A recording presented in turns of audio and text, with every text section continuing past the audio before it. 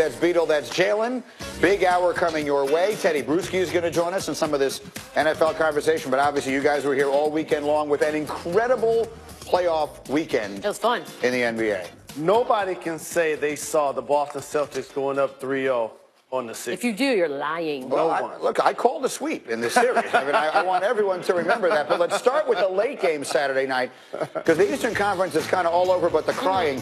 Here's LeBron, this remarkable moment. We'll break down some of the mistakes Toronto made on this play later in the hour. But for the moment, just feast your eyes on LeBron James with another buzzer beater. He finished with 38.7 assists, 6 boards.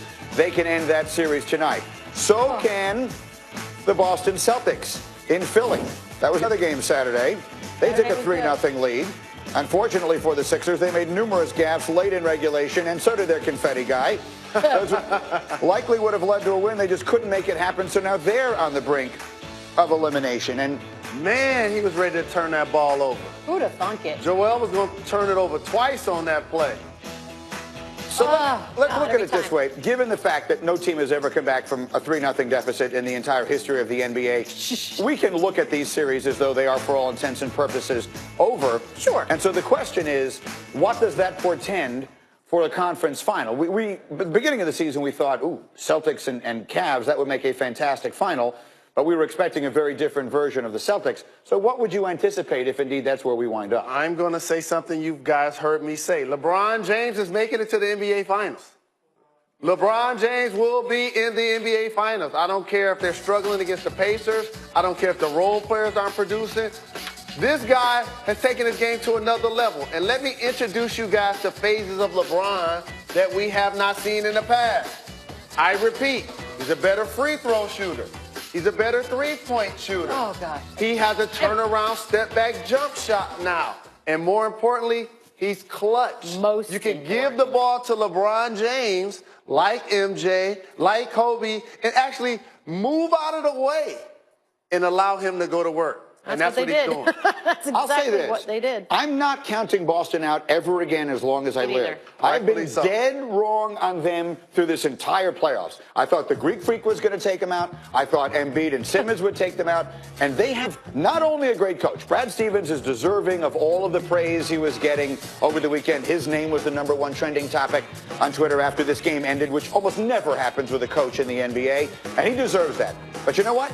They just have flat out have good players, and a lot of them. A lot more than I think people, including me, recognized throughout this season. So do I think that Warren will get there? Yeah, I do. But I'm not counting out Boston ever again. Now, don't sleep. Now, Brad Stevens has been a beneficiary of Danny Ainge. He's done a really good job of putting him in position to coach a roster of lottery picks and of people that have promise. Al Horford was an all-star in Atlanta. That was a sneaky big news pickup when they brought him actually to Boston. And so for the Celtics, I understand why you're not picking against them. But when they're going against LeBron James, I am. Well, I should rephrase that. I'm not picking against them, but I will pick the Cavs. Right. I was going to say, I feel I like suppose that is picking against them. But you know what else, Greeny? I'm sorry, Bees. It's not a given. Is that here's what I appreciate about the NBA and sports in particular. What you did is you saw that they were playing against the Bucks. You was like, best player in the series, I'm going with them.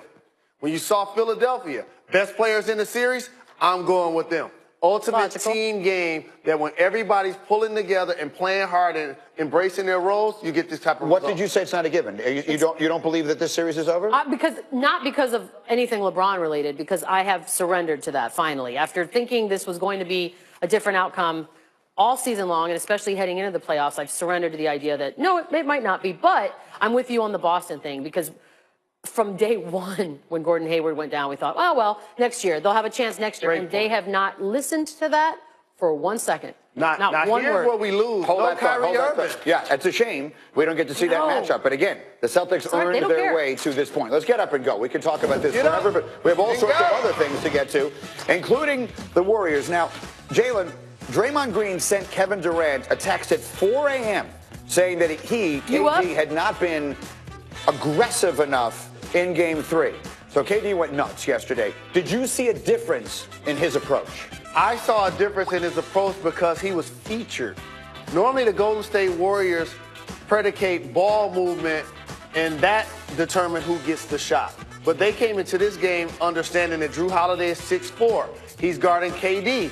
If we can take advantage of that matchup, we can win this series. So Kevin Durant had himself a huge night with 38 points. And Steve Kerr made a bit of adjustment in his starting lineup, and you will hear he was asked about it after the game.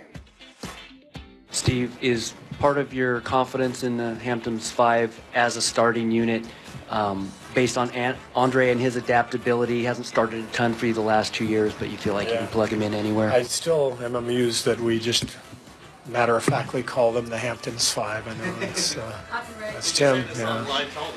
Yeah, well, Tim Kawakami deserves all the credit. That I just feel strange, like as a coach, saying, "Well, the Hamptons 5 played really well tonight." Like I can't say that, but you can. Pinkies up to the Hampton 5. And we all can, right? I mean, they were dominant on the floor yesterday. Yeah, but he's right on the Hamptons 5. That is so bougie sounding. I'm not comfortable saying it either, Steve, and I probably won't after this. They met in the Hamptons. It's just oh God, rich people, am I right? Met in the Hamptons. Who knew these guys were rich? I know. I didn't until they met in the Hamptons. Word of this has not reached me. These guys make a lot of money. It changes my whole perspective on everything. All right, let's go to the other series. This one's over, too. Chris Paul and James Harden. Why are we doing this? They had it going. They're up 3-1. It was Paul's 33rd birthday. Happy? He had 27 points, 12 boards, 6 assists. Yeah, I really wanted this to be a little closer. I really wanted this to be a better series. But I think Utah's done an incredible job. And I know there are no moral victories, but considering this is a good season. Absolutely, Bees. And I appreciate how Chris Paul has reinvented his game. Think about it. On points per possession, he's become the #1 isolation scorer in the entire NBA.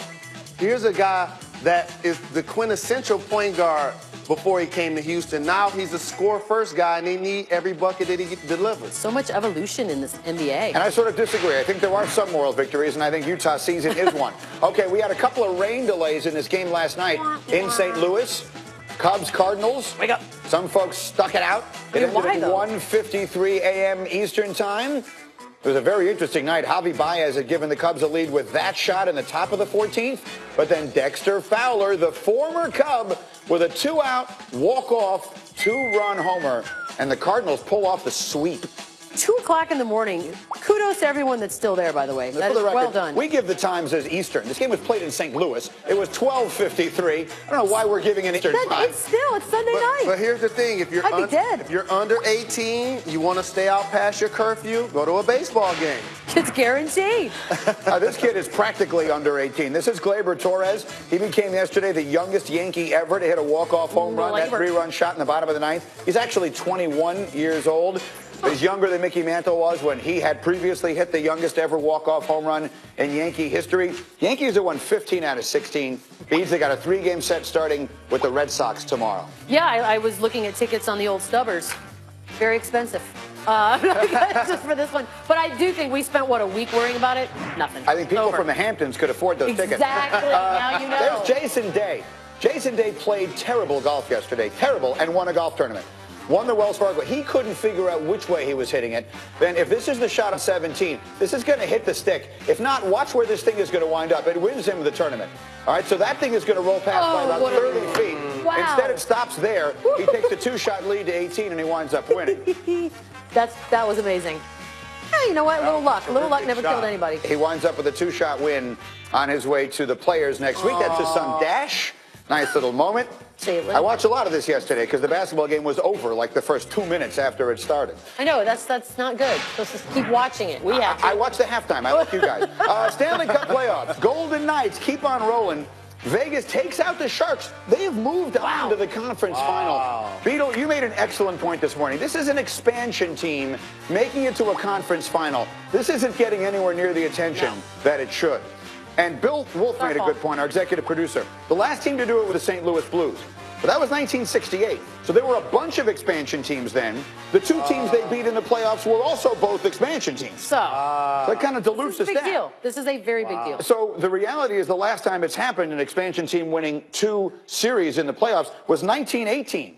which, if my math is correct, is exactly 100 years ago. Your math is correct. I mean, I'm very bad Did at it math. right there. Even I figured out. You subtract 1918 from 2018, and you're going to get 100. Brilliant. All right, my favorite athlete of all time right this second. You're going to love this one. I want you to meet Herschel McGriff. He's a NASCAR driver. No. Yep, he's a No. NASCAR driver, and he's 90. He became the oldest racer to compete in a NASCAR-sanctioned event. Okay. It was the K&N Pro Series West event at Tucson Speedway. He would finish 18th, and oh, by the way, as you saw there, he also played his trombone before the race. Sure he did. Why wouldn't you? It should be noted he's not just a random racer. He raced in NASCAR's top series, even winning 4 races in 1954. Oh, my gosh. In 1954. 90. Wow. He won 4. See, I love that stuff. I do too. I just have love all that. those old people driving jokes. He just killed it. Herschel just killed all of those jokes for He us. did. Little known fact. Elementary school, 4th and 5th grade, Edmondson. I actually was a part of the band, and I played the trombone. Okay, so you know what? So that's what you took from that story. Again, why did you get that from that story? Okay. The Because dude he- is 90. He was playing the trombone. And we're not doing instruments So that we what play stood out to section. you in that story was the trombone? Was that the notable part? Not the driving super driving? fast around a track? At 90. Let me tell you something. I got a 100-year-old grandmother. Is she driving? No, she just stopped driving 2 years ago. Oh, God. Okay, I'm back to the jokes. I'm going to start doing them right Not now. in NASCAR. Fair enough. Let's move on. Ben Roethlisberger doesn't seem too excited about one of his newest teammates. Our Teddy Bruschi is going to join us to talk about how veteran players deal with having their potential locker room replacements. It's an interesting topic, and Teddy, I think, will be great on it. But first, all right, here we go. This is going to be fun. It was on this day in 1933 that Johnny Unitas was born. He's the subject of this trivia question. Unitas retired as the all-time leader in career passing yards. Who broke his record? Got it. Jalen, it's Got not who it. holds the Got record it. Write it now. down. Got it. Who broke the Johnny record? U? Write it down. Who broke Got Johnny it. U? Okay, The got answer is next. No Googling. Do you really have it? No, I you think do I not do. have it. I think I do. To the untrained, it appears